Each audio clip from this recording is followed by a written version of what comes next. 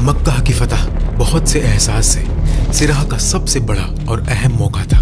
نبی صلی اللہ علیہ وسلم نے جب مکہ چھوڑا تھا، اس کے بعد جو بھی فیصلہ کیا وہ سب مکہ واپس آنے کے لیے ہی تھا، اپنے پیارے شہر کی طرف۔ مکہ کی فتح کے 2 سال پہلے صلح حدیبیہ ہوئی۔ اس میں شرطیں تھی کہ مسلم اور قریش 10 سال تک ایک دوسرے سے جنگ نہیں کریں گے۔ مسلمان اس سال بنا عمرہ کیے مدینہ واپس جائیں گے۔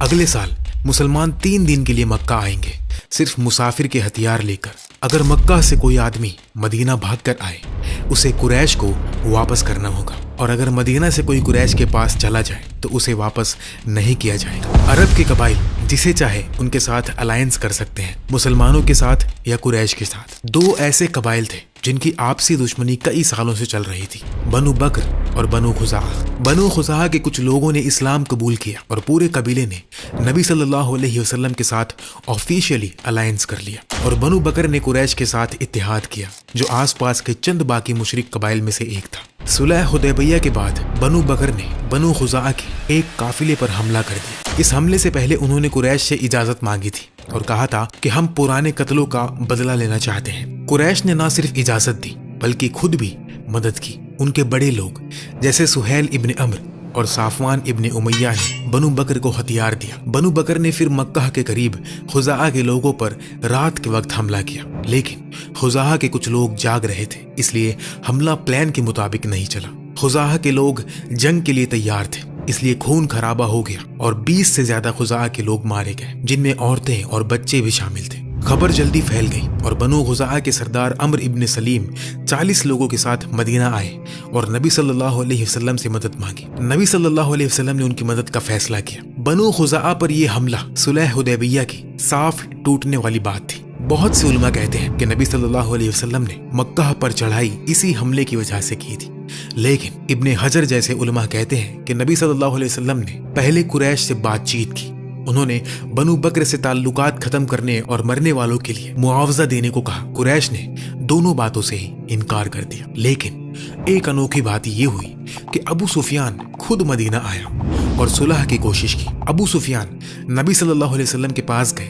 لیکن جواب تک نہیں ملا۔ پریشان ہو کر وہ ابو بکر رضی اللہ تعالیٰ عنہ کے پاس گیا۔ انہوں نے سیدھے کہا، میں کچھ مدد نہیں کر سکتا۔ پھر عمر رضی اللہ تعالیٰ عنہ کے پاس گئے۔ انہوں نے اور بھی سختی سے کہا، کیا تم سوچتے ہو کہ میں نبی صلی اللہ علیہ وسلم سے تمہارے لیے بات کروں گا؟ آخر میں علی رضی اللہ تعالیٰ عنہ کے پاس گئے اور کہا، اے علی، تم اس شہر میں مجھ سے سب سے قریب رشتہ دار ہو، میری مدد کرو، نبی صلی اللہ علیہ وسلم سے میری طرف سے شفاعت کرو، مجھے اپنے لوگوں کے پاس ذلیل ہو کر مت واپس جانے دو۔ علی رضی اللہ تعالیٰ عنہ اس وقت ابو سفیان سے عمر میں آدھے تھے۔ یہ ایسا تھا جیسے آج کل کوئی مڈل ایج والا آدمی چھوٹے بچے سے مدد مانگ رہا ہو۔ علی رضی اللہ تعالیٰ عنہ نے جواب دیا، تم پر افسوس اے ابو سفیان، اللہ کی قسم، جب نبی صلی اللہ علیہ وسلم کوئی فیصلہ کر لیتے ہیں تو ہم انہیں منا نہیں سکتے۔ اور سفیان مسجد میں گیا اور زور سے بولا، اے لوگوں، میں ابو سفیان ہوں، کیا کوئی مجھے امن دے گا؟ صحابہ نے نبی صلی اللہ علیہ وسلم کے فیصلے کے خلاف جانے کی ہمت نہیں کی۔ ابو سفیان واپس مکہ گیا، بہت ذلیل اور مایوس ہو کر اس نے ساری بات قریش کو سنائی، تو انہوں نے اسے بے وقوف کہا۔ کچھ ہفتوں بعد نبی صلی اللہ علیہ وسلم نے صحابہ کو بتایا کہ ایک بہت بڑا لشکر لے کر کہیں جا رہے ہیں اور ہر لڑائی کرنے والا شخص شامل ہوگا، لیکن جگہ کا نام بھی نہیں بتایا، نہ ابو بکر رضی اللہ تعالیٰ عنہ کو، نہ عائشہ رضی اللہ تعالیٰ عنہ کو۔ نبی صلی اللہ علیہ وسلم نے بہت احتیاط کی تاکہ خبر لیک نہ ہو۔ ایک چھوٹی سی ٹولی کو الٹی طرف یعنی شمال کی طرف بھیجا تاکہ لگے کہ وہاں جا رہے ہیں۔ روانگی سے ایک دن پہلے بتایا کہ ہم مکہ جا رہے ہیں۔ 10,000 سے بھی زیادہ صحابہ نبی صلی اللہ علیہ وسلم کے ساتھ مکہ آزاد کرنے چل دیے۔ صرف 10 سال بعد جب انہوں نے مکہ چھوڑا تھا، مسلمانوں نے سفر شروع کیا، اور جب وہ جحفہ کی وادی سے گزرے تو راستے میں نبی صلی اللہ علیہ وسلم کے چچا العباس ابن عبد المطلب سے ملاقات ہو گئی۔ وہ بالکل نہیں جانتے تھے کہ یہ فوج کس مقصد سے جا رہی ہے۔ وہ بھی مدینہ کی طرف ہجرت کر رہے تھے مسلم ہو کر۔ اللہ نے ان کو عزت دی کہ وہ آخری شخص تھے جنہیں مہاجرین میں شمار کیا گیا۔ نبی صلی اللہ علیہ وسلم نے فرمایا، فتح کے بعد کوئی ہجرت نہیں ہوگی۔ نبی صلی اللہ علیہ وسلم نے بہت خوشی ظاہر کی اور عباس رضی اللہ تعالیٰ عنہ کو حکم دیا کہ اپنے گھر والوں کو مدینہ لے جائیں اور فوج میں شامل ہو جائیں۔ جب مسلمان فوج مکہ کے قریب پہنچی तो अफवाह फैलने लगी कि नबी सल्लल्लाहु अलैहि वसल्लम आ रहे हैं। नबी सल्लल्लाहु अलैहि वसल्लम के 2 कजिन्स जो मक्का में इस्लाम के सख्त दुश्मन थे घबरा गए और फौज के अंदर दाखिल होने से पहले बाहर ही इंतजार करने लगे। दोनों ने नबी सल्लल्लाहु अलैहि वसल्लम से राह में ही रोका और रहमत की दरखास्त की। मुसलमान फौज मर अल ज़हरान में कैंप लगाकर रुकी, जो मक्का से कम 20 किलोमीटर दूर था। नबी सल्लल्लाहु अलैहि वसल्लम ने सहाबा को हुक्म दिया कि अपने अपने कैंप में आग जला लें, यानी कुरैश को पता चल जाए कि हम यहाँ हैं। नए मुसलमान अब्बास रदियल्लाहु तआला अन्हु को कुरैश पर रहम आया। उन्होंने नबी सल्लल्लाहु अलैहि वसल्लम से दरखास्त की कि उनको इजाजत दी जाए कि वो मक्का में जाकर आखिरी बार सुलह की कोशिश करें। नबी सल्लल्लाहु अलैहि वसल्लम ने अपना खच्चर उनको दिया और कहा कि अल्लाह के नाम से जाओ। अब्बास रदियल्लाहु तआला अन्हु मक्का में दाखिल हुए और वहां अबू सुफियान इब्ने हर्ब, बुदैल इब्ने वर्का और हाकिम इब्ने हिजाम कुरैश के सबसे बड़े लीडर्स से मुलाकात की। वो सब हैरान रह गए जब उन्होंने देखा कि मर अल ज़हरान का पूरा मैदान 10,000 मुसलमानों से भरा हुआ है। ए अबू अल हंजला, तुझे बुरा हो, ये मोहम्मद सल्लल्लाहु अलैहि वसल्लम की फौज है। अगर कल उन्होंने तुझे फतह कर लिया तो तू कत्ल हो जाएगा। अबू सुफियान ने घबराकर अब्बास रदियल्लाहु तआला अन्हु से मशवरा मांगा। अब्बास ने कहा कि मेरे साथ चल और नबी सल्लल्लाहु अलैहि वसल्लम से माफी मांग। अब्बास रदियल्लाहु तआला अन्हु ने अबू सुफियान को नबी सल्लल्लाहु अलैहि वसल्लम के खच्चर पर बैठाया और रात के अंधेरे में मुसलमानों के कैंप की तरफ चल दिए। जब वो नबी के करीब पहुंचे तो उमर रदियल्लाहु तआला अन्हु से मुलाकात हुई। उमर ने फौरन पहचान लिया और कहा, अबू सुफियान, अल्लाह का दुश्मन, अल्लाह का शुक्र है कि तू मुझे बिना किसी अहदो पैमान के मिल गया। अब्बास रदियल्लाहु तआला अन्हु ने बीच में आकर कहा, वो मेरी जिम्मेदारी में है।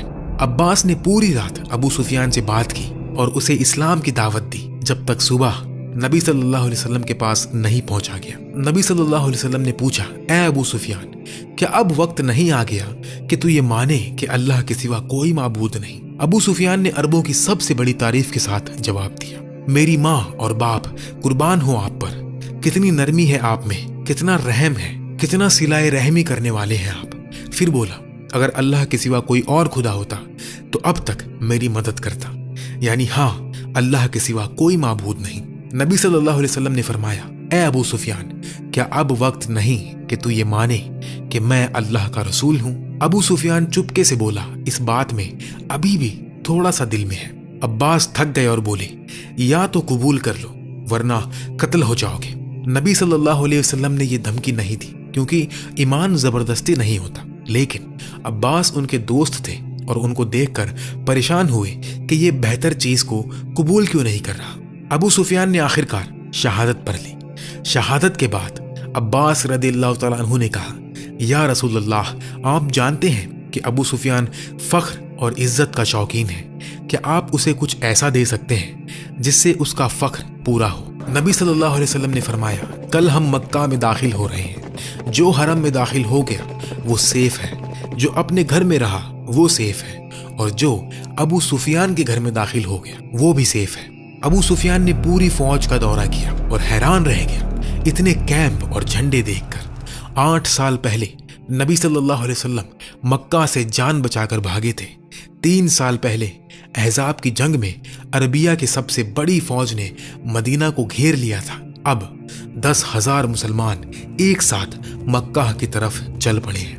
नबी सल्लल्लाहु अलैहि वसल्लम ने मुसलमान फौज को 3 बड़े हिस्सों में तकसीम किया, जो फिर कई छोटे ग्रुप्स में बांटे गए। एक तरफ मुहाजिरीन थे जिनकी क़यादत खालिद इब्न अल वलीद रज़ियल्लाहु तआला अन्हु के पास थी। दूसरी तरफ अंसार थे जिनकी क़यादत साद इब्ने उबादा रज़ियल्लाहु तआला अन्हु के पास थी। और नबी सल्लल्लाहु अलैहि वसल्लम ने बीच वाले ग्रुप की क़यादत संभाली, जो मुहाजिरीन और अंसार का मिला जुला हिस्सा था। साथ ही दूसरे नए मुसलमान कबाइलों के लोग भी थे। कुल मिलाकर 700 मुहाजिरीन, 4,000 अंसार और बाकी 5,300 बाहर के कबीलों के मिले जुले लोग थे। साद रज़ियल्लाहु तआला अन्हु चलते हुए नारा लगा रहे थे, आज क़यामत का दिन है, आज काबा हलाल हो जाएगा, यानी उसकी हुर्मत खत्म हो जाएगी। अबू सुफियान ने यह सुना और नबी सल्लल्लाहु अलैहि वसल्लम से शिकायत की, तो नबी सल्लल्लाहु अलैहि वसल्लम ने फरमाया, साद गलत है। उन्होंने ये भी हुक्म दिया कि साद रज़ियल्लाहु तआला अन्हु से झंडा लेकर जुबैर इब्न अल अव्वाम रज़ियल्लाहु तआला अन्हु के हाथ में दे दिया जाए। मिडिल ग्रुप का झंडा अबू उबैदा इब्न अल जर्राह के पास था, यानी तीनों झंडे कुरैश के लोगों के पास थे। ये नबी सल्लल्लाहु अलैहि वसल्लम का बिल्कुल जानबूझकर किया हुआ काम था, क्योंकि मक्का को आजाद करने में मक्का वालों का आगे होना ज्यादा दिलो दिमाग पर असर डालने वाला था। अब्बास रज़ियल्लाहु तआला अन्हु ने अबू सुफियान को मशवरा दिया कि जल्दी से मक्का में दौड़ जाओ और लोगों से कहो कि जंग ना करें ताकि खूनरेजी ना हो। अबू सुफियान दौड़ते हुए मक्का में पहुंचे और चीखते हुए बोले, ऐ कुरैश के लोगों, यहाँ मोहम्मद सल्लल्लाहु अलैहि वसल्लम आ गए हैं जिसके सामने तुम लड़ नहीं सकते। मेरे घर में आ जाओ, तुम सेफ रहोगे। अब्बास रज़ियल्लाहु तआला अन्हु ने अबू सुफियान की साइकोलॉजी बहुत अच्छी समझ ली थी। जब उन्होंने नबी सल्लल्लाहु अलैहि वसल्लम से उसके लिए एक निशानी मांगी, जैसे ही उम्मीद थी, अबू सुफियान ने उस निशानी का इस्तेमाल करके मक्का वालों को समझाया कि अपनी हार मान लें। अबू सुफियान लोगों को सरेंडर करने की दावत देते रहे जब तक उनकी बीवी हिंद भीड़ में दौड़ती हुई ना आई और उनके चेहरे पर थप्पड़ मार दिया। उसने उनकी दाढ़ी पकड़ ली और जितनी भी गंदी गंदी गालियां आती थी वो सब निकाल दी। कह रही थी कि इस गद्दार और डरपोक को कत्ल कर दो जो सरेंडर की बात कर रहा है। 3 हिस्सों में से 2 हिस्से मक्का के मशरिक और मगरिब से दाखिल हुए और नबी सल्लल्लाहु अलैहि वसल्लम ने सख्ती से हुक्म दिया कि किसी पर हमला मत करना जब तक वो हमला ना करे। कुरैश के एक छोटे से ग्रुप ने, जिनकी क़यादत इक्रिमा इब्ने अबी जहल के पास थी, साथ में साफवान इब्ने उमैया और सुहैल इब्ने अम्र, इकट्ठा होकर लड़ने की कोशिश की। उन्होंने हमला किया और खालिद इब्न वलीद रज़ियल्लाहु तआला अन्हु के कॉन्वॉय के बदले में लड़ाई की, जिसमें लगभग 2 या 3 मुसलमान शहीद हुए और करीबन 12 कुरैश के लोग कत्ल हुए। मक्का वालों के बाकी लोगों ने हार मान ली और उसके बाद कोई और मुकाबला नहीं हुआ। नबी सल्लल्लाहु अलैहि वसल्लम ने जल्दी ही मक्का के लोगों को माफ कर दिया और उनको अमन दिया, लेकिन चंद लोग ऐसे थे जो जुर्म कर चुके थे और उनसे सजा टल नहीं सकती थी। इक्रिमा ने बाकी उम्र मुस्लिम रहकर गुजारी। आखिर में रूमियों से लड़ते हुए शहादत पाई। वहशी इब्ने हर्ब लिस्ट का आखिरी नाम मशहूर है कि उसने हमजा रज़ियल्लाहु तआला अन्हु को शहीद किया था। वो ताइफ भाग गया और जब ताइफ के लोग मुसलमान हुए तो उसने भी इस्लाम कबूल किया। मक्का के सब लोगों में से सिर्फ 9 लोग कत्ल की लिस्ट पर थे और उनमें से सिर्फ 4 लोगों को आखिर में कत्ल किया गया। मक्का की फतह इसलिए हुई क्योंकि सुलह हुदैबिया को तोड़ा गया जब बनु बकर ने कुरैश की मदद से बनु खुज़ाआ पर हमला किया। इसलिए नबी सल्लल्लाहु अलैहि वसल्लम ने बनु खुज़ाआ को इजाजत दी कि वो बनु बकर से बदला ले, लेकिन नबी सल्लल्लाहु अलैहि वसल्लम ने हुक्म दिया कि वो हमला असर के वक्त तक खत्म कर दें। असर की नमाज के बाद नबी सल्लल्लाहु अलैहि वसल्लम ने हर तरह की लड़ाई को सख्ती से मना किया और हरम की हुर्मत वापस उसी हालत में आ गई जैसे पहली थी। नबी सल्लल्लाहु अलैहि वसल्लम ने फरमाया, हरम वापस उसी हुर्मत में आ गया जैसे अल्लाह ने उसे पैदा किया था। अगर कोई तुमसे कहे कि नबी सल्लल्लाहु अलैहि वसल्लम ने इसमें जंग की और खून बहाया तो उनसे कहो, अल्लाह ने नबी को इजाजत दी थी लेकिन तुम्हें नहीं दी और अल्लाह ने उनको सिर्फ 1 दिन के चंद घंटों के लिए इजाजत दी थी।